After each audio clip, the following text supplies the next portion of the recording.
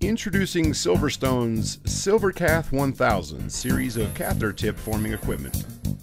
Operators can quickly and easily load catheters through the safety light curtain over the mandrel. Support fingers automatically close around the catheter as it is pivoted to the die.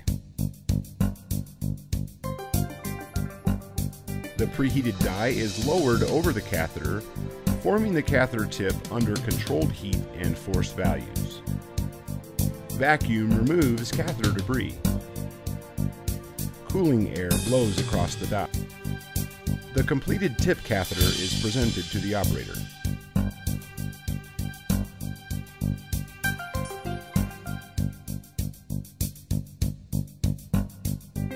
Tip forming parameters are stored as recipes and are edited and selected through a 10-inch operator interface touchscreen.